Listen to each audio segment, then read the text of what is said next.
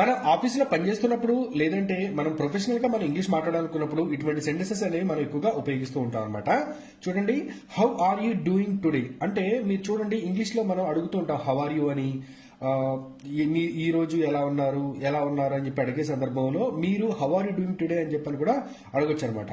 తర్వాత మీ బాస్ మీకు ఏదైనా ఒక పని అప్పచెప్పినప్పుడు నేను ఆ పని మీదే ఉన్నాను అని చెప్పడానికి ఐ ఆమ్ ఆన్ ఇట్ అని కూడా మనం చెప్పొచ్చు. ఇది చాలా సందర్భాలలో మీరు మూవీస్ లో కూడా చూస్తుంటారు అనమాట. తర్వాత నేను నిన్ను నమ్ముతున్నాను, నేను నీ మీదే ఆధారపడి ఉన్నాను అని చెప్పే సందర్భంలో I am counting on you. ఈ ఈ సెంటెన్స్ కూడా మీరు చాలా సినిమాల్లో కూడా మీరు చూడొచ్చు. తర్వాత మీతో ఒక మాట చెప్పాలి అని అడిగే సందర్భంలో చెప్పే సందర్భంలో I have a word with you అని అనొచ్చు. దీని ఇంకా పొలైట్ గా చెప్పాలి అని చెప్పంటే I would like to have a word with you అని కూడా చెప్పొచ్చు. దయచేసి ఈ విషయంలో మీరు నాకు సహాయం చేస్తారా అని మీరు మీ యొక్క కలీగ్స్ ని మీరు అడిగే సందర్భంలో could you please help me with this, could you please help me with this. మీరు ఏదైనా అడిగేటప్పుడు కుడ్ యూ ప్లీజ్ అని మీరు ఉపయోగించినట్లయితే సెంటెన్స్ స్టార్ట్ చేసినట్లయితే చాలా చాలా బాగుంటుంది. తర్వాత నేను మీ కంప్యూటర్ని కాసేపు ఉపయోగించుకోవచ్చా అలా అడిగే సందర్భంలో may I use your computer for a while please అని కూడా మీరు అనొచ్చు అనమాట.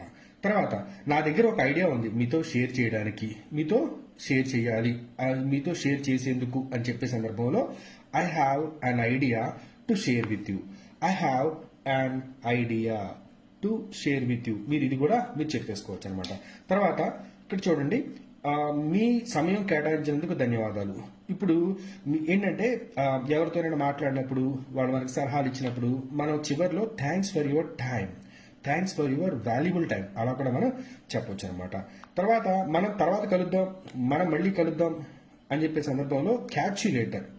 తర్వాత మనం లెట్స్ క్యాచప్ లేటర్ అని చెప్పి కూడా చెప్పుకోవచ్చు అనమాట. అంటే నిన్ను తర్వాత కలుస్తాను, తర్వాత మనం తర్వాత కలుద్దాం, మనం మళ్ళీ కలుద్దాం అని చెప్పే సందర్భాలలో ఇవి వస్తాయన్నమాట. తర్వాత చూడండి I will get back to you. I will get back to you అంటాకి ఎగ్జాక్ట్ గా ఏమంటారో మీరు కామెంట్ రూపంలో తెలియపరచండి. ఇక్కడ నేను ఎక్స్ప్లెయిన్ చేస్తాను. ఏంటంటే చూడండి, మీరు అంటే మీ యొక్క కస్టమర్ మీతో మాట్లాడేటప్పుడు కావచ్చు, మీ కలీగ్ మీతో మాట్లాడేటప్పుడు కావచ్చు, ఏదైనా ఒక సమస్యని మీతో వివరించిన తర్వాత ఆ సమస్యకి సమాధానం లేదంటే దానికి సంబంధించిన మీ దగ్గర ఒక సొల్యూషన్ మీ దగ్గర లేనప్పుడు ఏంటంటే please give me a minute sir I will get back to you అని మనం చెప్తాం అనమాట. ఆ సందర్భంలో మనం చెప్తాం.